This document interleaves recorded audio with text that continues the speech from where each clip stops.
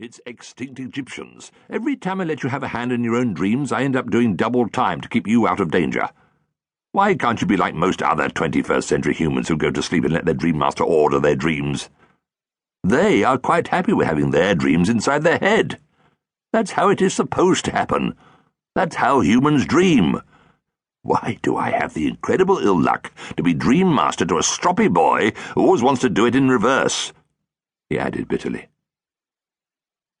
Cy didn't like to say that his dreams were much better when he managed to get inside his dream and dream up his own stories, rather than have his dream inside his head with the dream master doing the dreaming for him.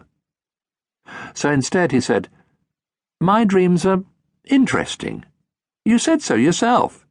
You told me that ever since you let me have a say in thinking up the story of my own dreams, your life had become more exciting."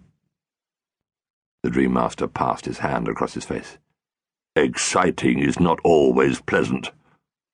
Do you know what the pejorative use of a word means? Never mind." He held up his hand as Cy shook his head. "You can look it up later. At my time of life, one can have too much excitement. My dream cloak is getting thin. I think your imagination is wearing it out." Cy looked at the dream cloak, spilling out over his bed. Parts of it were almost like clear glass. Usually it was dark and deep, with currents flowing through the folds and hollows. If a dream was about to start, the cloak would thrum like wind through telephone wires. But now it lay passive and still. "Isn't there any way to repair it?" he asked.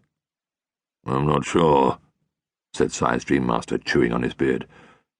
"It's the first time I've ever seen it look so shallow and pale. There is an unsteady, dangerous feel all around it, and—" he hesitated. "And what?" "Oh, look here." The dream master pointed to the hem of his dream cloak. "Do you remember at the end of the Egyptian dream when a bit of my cloak got torn off?" "Yes," said Cy. "When we left the Valley of the Kings, I was holding onto the dream cloak so tightly that part of it came away in my hand. What about it?" "Well, the part of the cloak where the piece was torn off has faded away completely. It's invisible, as if my dream cloak is leaking." "Leaking?" said Cy. "Leaking what?" "Whatever energy it's made of," the dream master said crossly. "What is it made of?" asked Cy. "It's too difficult to explain to you," said the dream master quickly. "You are too young and too human to understand." Cy groaned. Adults always did this. If they couldn't be bothered to explain something, or if they didn't want to admit that they didn't really know about it themselves. Nearly every adult, that is, except his grandpa, who always said that understanding relies on things being properly explained. "My grandpa," began Cy, "says that understanding relies on—" "Anyway, at the moment it doesn't matter what energy it's made of," the dream master interrupted rudely.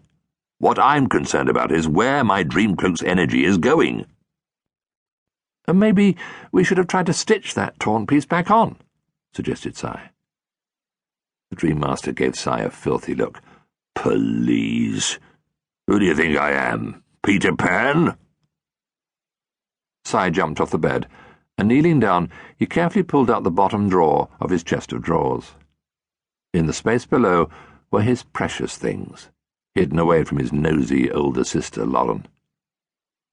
He pushed aside his fossil stone, Grandpa's war medal, and the little matchbox with the sand from Arabia. There, nestling below them, was the scrap of dream silk torn from the dream master's cloak. It was strange how sometimes it could move like quicksilver, yet just now it appeared to be slumbering, as if it were resting, and yet it gave the appearance of not being completely still. It looked, Cy thought, more as if it were waiting. So innocent, but so powerful, holding every potential dream that he might have. Cy knew that he had to be very, very careful about what he was thinking of whenever he touched the dream silk. His dream master had warned